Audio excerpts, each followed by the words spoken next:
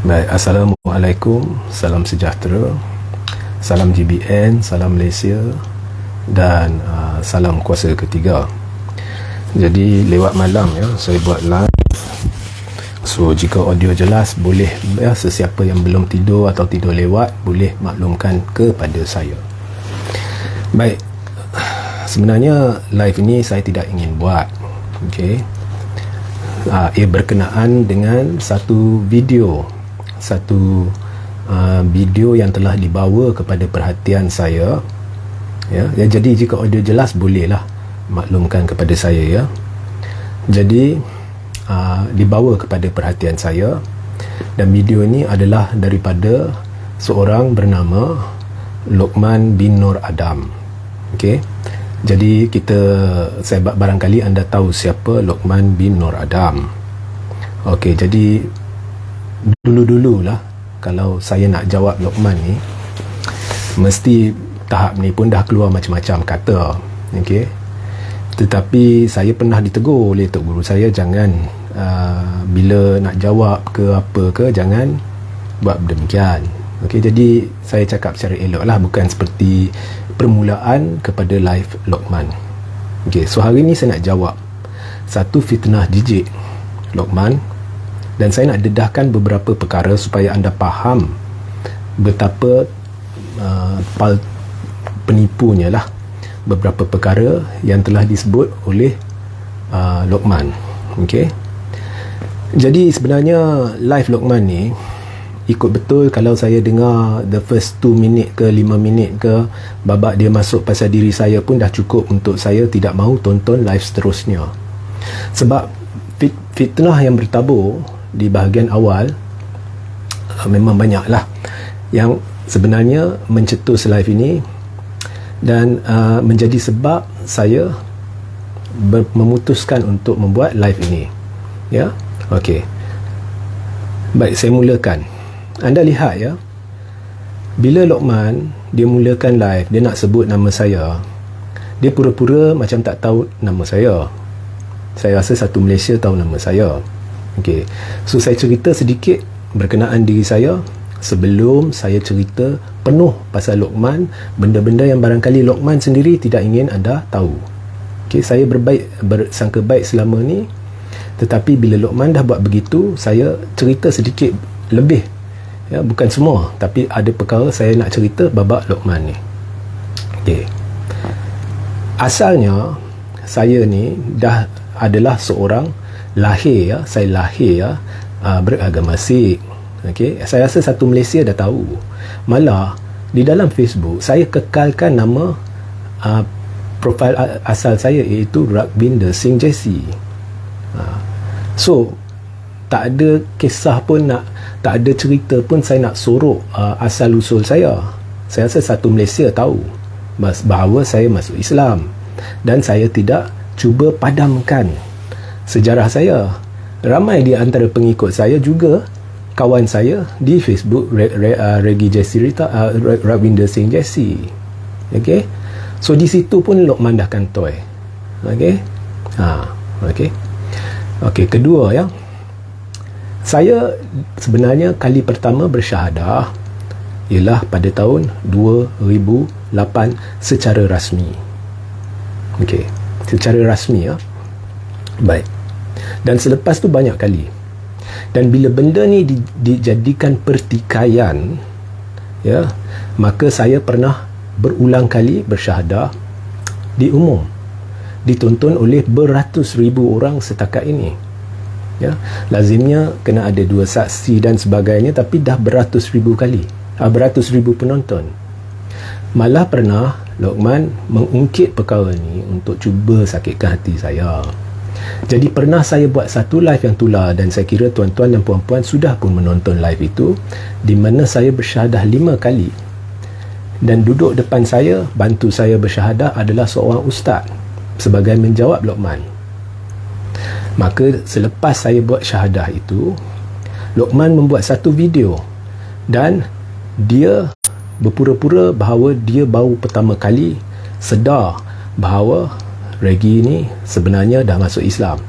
Dia mengaku bahawa Regi ni sah sudah masuk Islam. Okey, dan dia berkata regi ni seperti bayi kelahiran baru dan sebagainya. Okey, ini keluar dari mulut Luqman. Okey, so hari ini dia tiba-tiba kata, ini regi, JC Regi. Dia tak nak sebut Ritaudin sebab itu nama Islam saya yang disarankan oleh seorang yang terlibat dalam saya menukar, saya menganut agama Islam atau bersyahadah. Okey, ada cerita, ada sejarah dia lah Ritaudin, tapi that is none of Luqman's business lah. Okey, so dia mengaku. So hari ini tiba-tiba daripada dulu dah mengaku, tiba-tiba dia kata tak tahulah Regi ni dia dah masuk Islam ke. Dia kata dia masuk Islam, tak tahulah. So dia sebenarnya berfikiran bukan seperti seorang saudara Islam. Dia sedang bercakap sebagai seorang politik saitro, okey, yang jijik dan berniat jahat kerana dia telah menghina syahadah. Sesiapa yang beragama Islam tolak apa-apa bukti ke apa, sebaik seorang tu dah bersyahadah, anda dah saksi, maka orang tu anda wajib kenali sebagai saudara Islam anda. Tapi saya bersyukur kerana saya diajar oleh Tok Guru saya, setiap sesuatu yang berlaku adalah satu peluang. Jadi Luqman telah memberi saya satu peluang untuk memperbaharui iman saya hari ini di depan penonton, beribu-ribu penonton. Selepas ni ada yang akan tonton sebab sekarang lewat malam kan.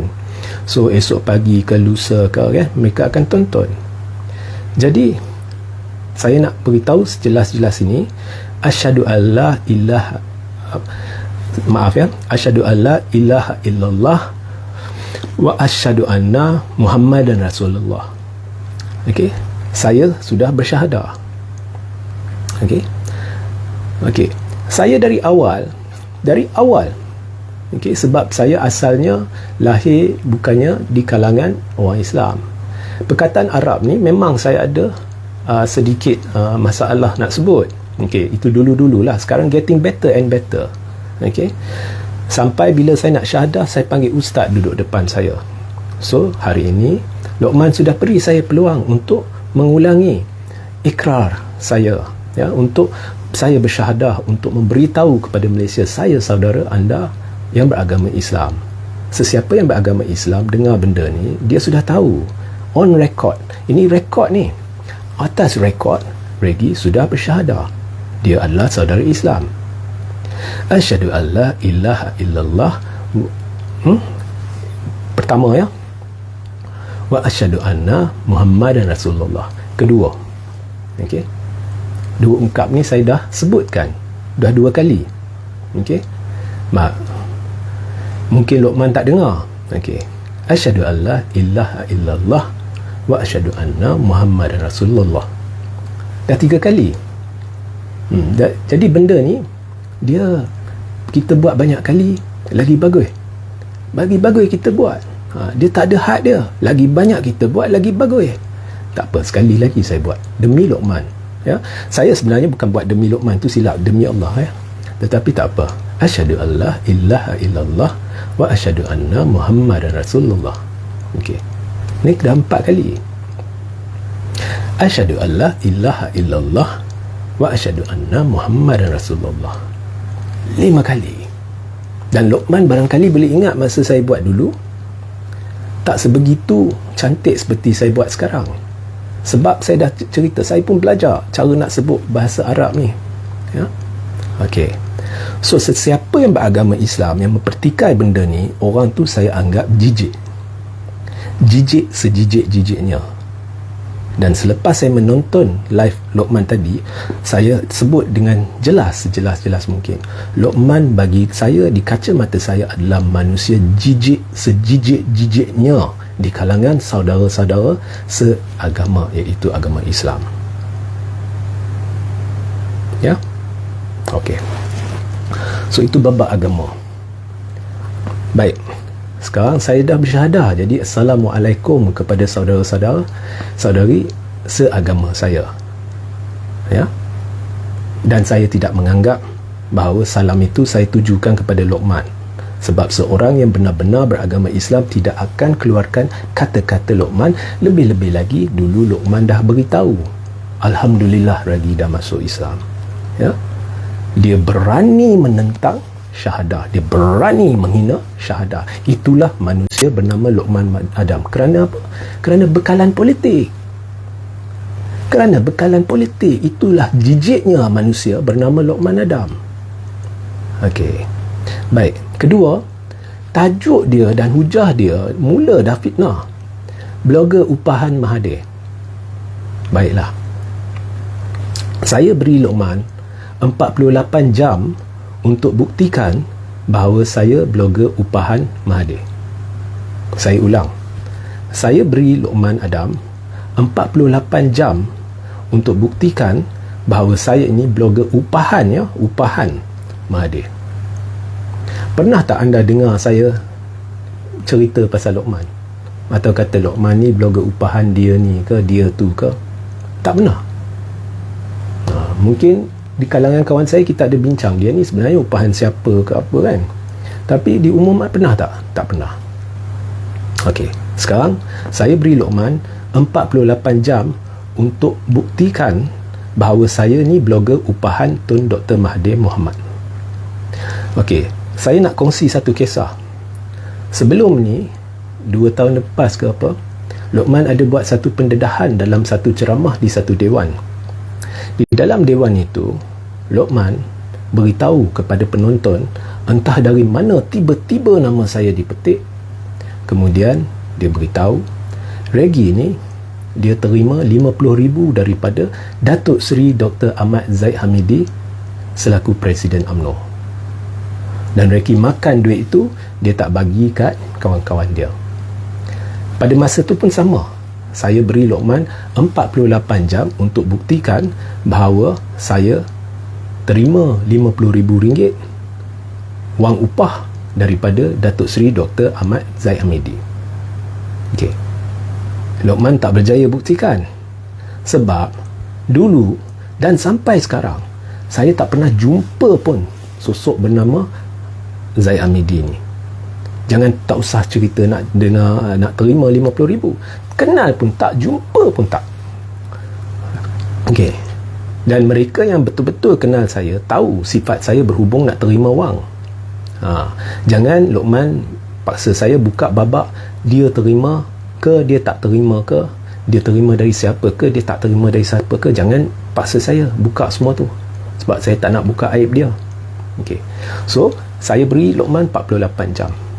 Lepas 48 jam, Luqman telah gagal buktikan bahawa saya terima 50,000 daripada Zahid Hamidi. Maka, saudara-saudari, saya telah buat laporan polis dan ianya telah diklasifikasi sebagai laporan jenayah. Tapi tak tahulah polis dia buat apa ke, dia tak buat ke, saya tak tahu. Okay, dah lama dah benda ni. Saya punya sifat, saya dah buat laporan, lepas tu saya takkan ganggu polis. Kemudian, Luqman buat live. Dia minta maaf lepas tu dengan sendirinya selepas laporan dibuat. Dia beritahu bahawa dia dengar daripada orang sekian-sekian dan dia percaya. Jadi secara tidak langsung, Luqman telah mendedahkan cara dia menerbitkan fakta.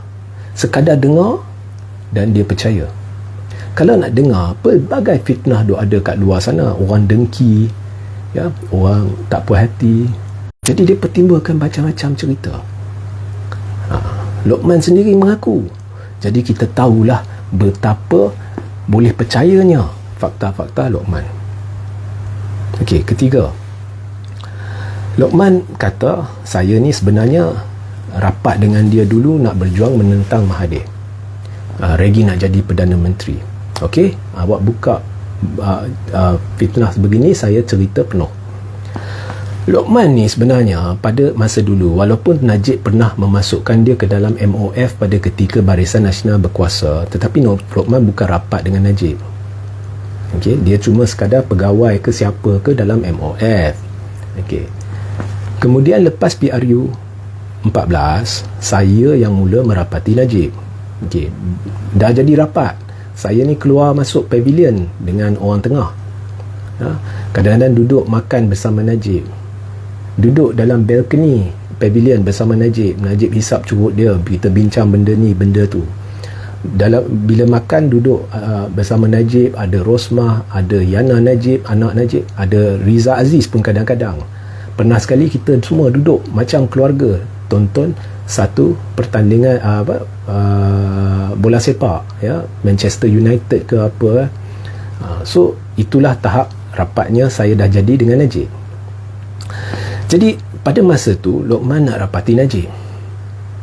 Lokman selalu bertanya kepada saya on the phone, ya, Najib, lepas Lokman buat kenyataan ini, Lokman buat statement itu, dia kata Najib perasan tak semua tu. Jadi saya pun kata tak apa, saya akan bisik-bisik kat Najib, ni Lokman buat kerja baik dan sebagainya, sebab Lokman nak rapati Iman Najib. So memanglah saya bisik lah, saya tengok, saya kata tengok Lokman buat benda ni, Lokman buat benda tu. Pernah sekali saya buat satu sidang media di Ampang Jaya. Saya masuk ke sana, panggil media, tiba-tiba nampak Lokman. Itu kali pertama lah saya berjumpa secara fizikal dengan Lokman ni, diperkenalkan kepada Lokman. Kemudian Lokman minta nak jadi sebahagian daripada sidang media saya, maknanya nak tumpang lah, because that time Lokman is a nobody. Jadi lepas Straits Times semua dah tanya soalan kepada saya pass mic kat Lokman kat tepi, dia cakap sedikit, lepas itu habis sidang media tu. Sebab Lokman dah jadi famous, dia nak rapat dengan Najib.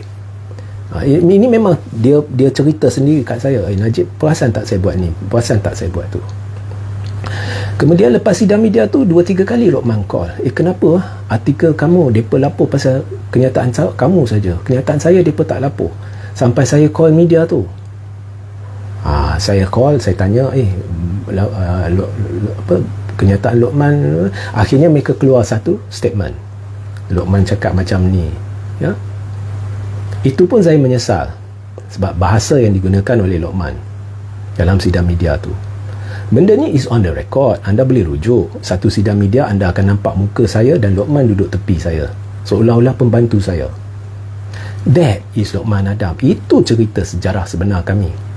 Dia datang menumpang, that is a fact. Adakah dia minta saya, Najib perasan tak saya cakap macam ni, Najib perasan tak saya? Yes, dia ada. Okay. So takat itu saja saya dedah lah pasal Lokman ni, sebab saya bukannya nak buka aib dia. So masa tu saya menentang Mahathir. Sekarang saya sudah sedar kesilapan saya dan saya balik kepada asal usul saya, iaitu mendukung prinsip perjuangan Mahathir yang tidak akan saya abaikan buat selamanya. Tapi saya tak ubah. Saya tak ubah sebab saya sentiasa mencari kebenaran. Dan bila saya silap, saya kata saya silap. Dan saya dah berulang kali kata saya silap, menentang Mahathir, dan saya telah meminta maaf ampun terhadap Tun Mahathir. Dan sekali lagi saya dedahkan, saya silap menentang Mahathir dan saya memohon maaf ampun daripada Tun Mahathir. Tapi Lokman jangan lupa fitnah-fitnah yang dia sendiri telah lempar terhadap Zahid. Hari ini dia cuba cerita Zahid dengan Najib apa semua, aku tak nak tonton lah. Anda rujuk balik video-video dulu Lokman, macam mana dia fitnah Zahid. Dan dia fitnah Zahid beri saya 50,000. Jangan lupa yang tu, tak usah tengok yang lain, ya? Jadi bila ada orang beritahu saya Lokman cakap macam ni, mula-mula saya kata tak payah layan, he is not at my level. Tetapi saya fikir balik, lepas tu saya tanya apa kandungan dia, sebab saya malas nak tonton. Jadi saya diberitahu tonton je lah. So, saya tonton dan saya buat keputusan nak buat live ni just sekadar nak cerita yang ni je, bukan nak buka aib lah, nak jawab soalan ke. Manusia ni pemfitnah.